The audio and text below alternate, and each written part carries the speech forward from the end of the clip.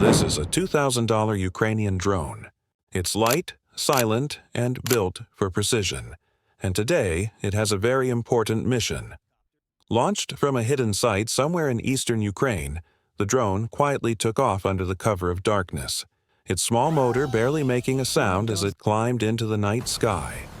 It flew low, hugging treetops, weaving between power lines, avoiding radar. It had one job: reach the town of Salsk, hundreds of kilometers away, and strike a specific target.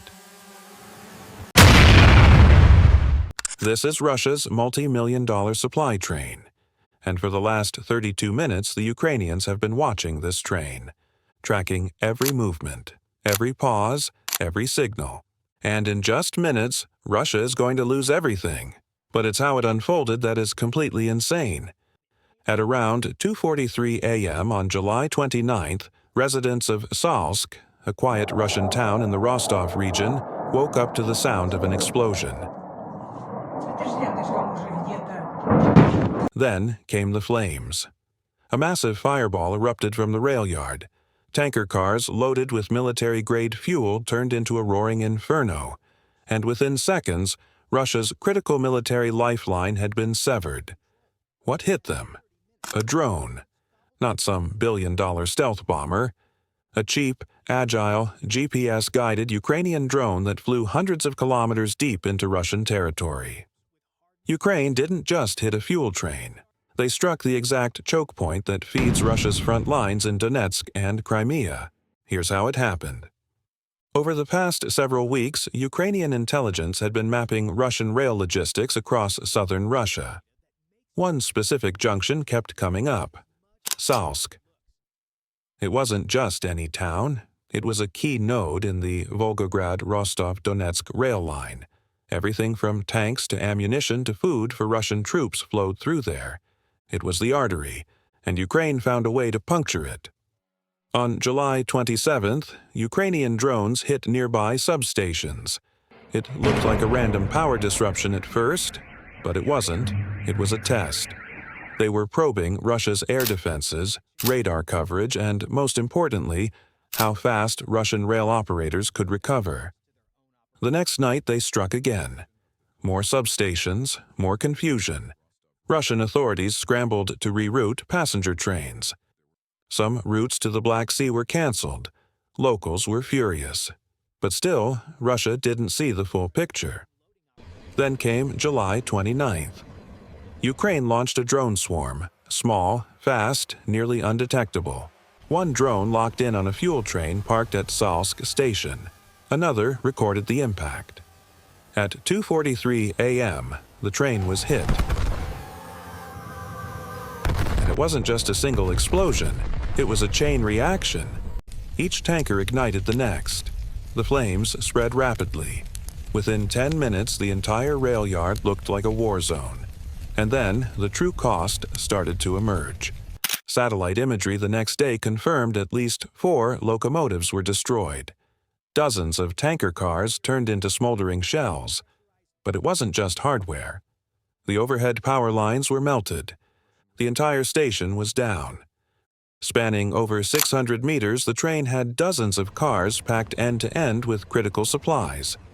Military analysts estimate that the total value of the cargo on board could easily surpass $35 to $40 million. That's not counting the train itself, the locomotives, the power lines, and the switching infrastructure at Salsk station that was reduced to rubble. When you factor in the downtime, the repair costs, the rerouting delays, the total strategic loss becomes far higher. And Ukraine? They likely spent less than $100,000 to make it happen.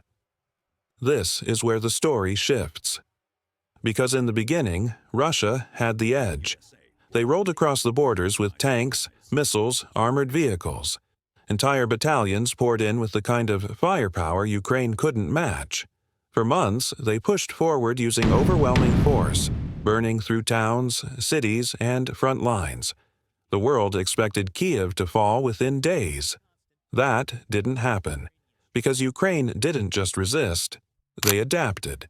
Instead of trying to match Russian strength head-on, they've started using a new strategy, A $500 FPV drone can take out a $3 million Russian T-90 tank.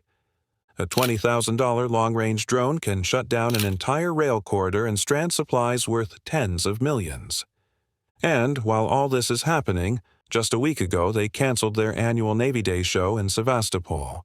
No parades, no speeches, no show of force. Why?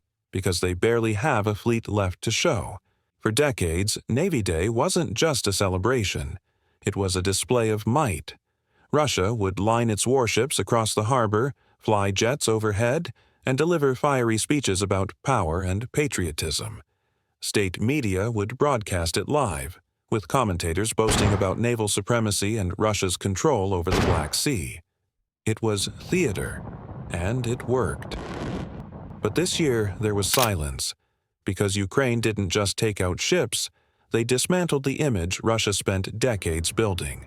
The Moskva, once the crown jewel of the fleet, is now sitting at the bottom of the sea.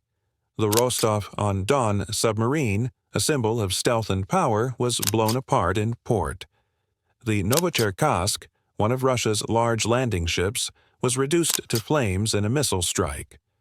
Patrol boats have been hunted down one by one, and even logistics vessels, fuel barges, tugboats, support craft, have been turned into burning wreckage. Russian sailors now operate in constant fear, knowing that Ukrainian drone boats and missiles could strike anywhere, anytime. If you want more real war footage breakdowns, don't forget to subscribe to our channel.